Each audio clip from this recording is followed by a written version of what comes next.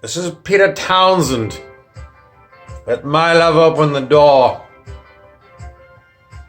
Everyone thinks I sound like Vasily Fisk, but I've got an Australian gap. It's a different version of silly. I don't have anything to talk to you about today. No one ever phones me on the telly.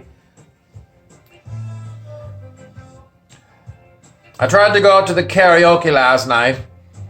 Two of the regular places didn't have the karaoke. One place decided to become a dance club. The place was completely deserted. There was 3 people sitting at the bar stools at the bar, and there was no one else there. And it was karaoke night, and I came to sing, and the bloody people told me I couldn't.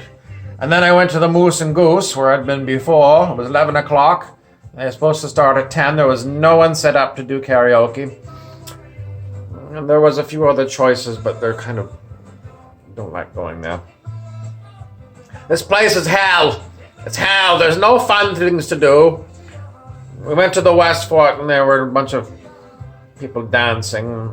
Maybe we should have gone there earlier. But, they design these cities so that you have to go everywhere by car. And if you're driving by car, you can't drink alcoholic beverages.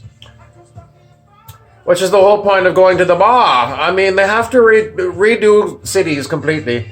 Milwaukee has to be the model. In Milwaukee, on every, cross streets, so you've got 4 little places to put something on the corners of a cross street. They put pubs right in the middle of the city. Every street corner, there's a pub. So you can wander down to your pub, and you don't have to drive your car. But in this stupid city that I live in, well, it takes me 45 minutes to walk to the West Fort, and that's about the closest one, and then the rest of them are even further. It's so stupid.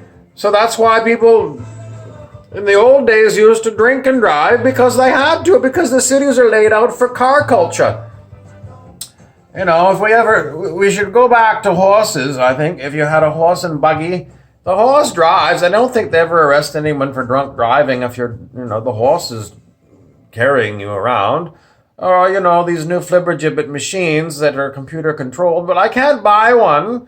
I can't buy one of these cars that, a Google self-driving car, but that would be perfect. We could sit in the back and, have a bottle of champagne and toast each other. We can't do that, so, Anyways, no one goes to the bar because it's too bloody expensive. $8 for a single whiskey sour. It's unbelievable. Who's going to pay that? Or, $5.50 plus $1 tip, $6.50 for a bottle of beer. It's ridiculously expensive, and no one wants to buy these things. And yet, somebody told me yesterday, when I was at the West Fort on the patio, someone had spent $300 on booze, another one $200 on booze. And the one fellow said, well, I'm going to go home, and I've got a big bowl, which is a, cannabis bong thing. And he's going to smoke his big bong. And then he said he was probably going to throw up. And then he said his dog was going to clean it up. Ugh. And I don't know. He didn't look that drunk. For $300, you should be stinky drunk. And there should be like 5 of you stinky drunk for $300.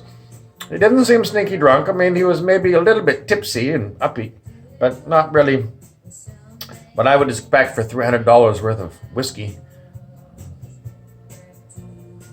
I guess it's the end of my rant.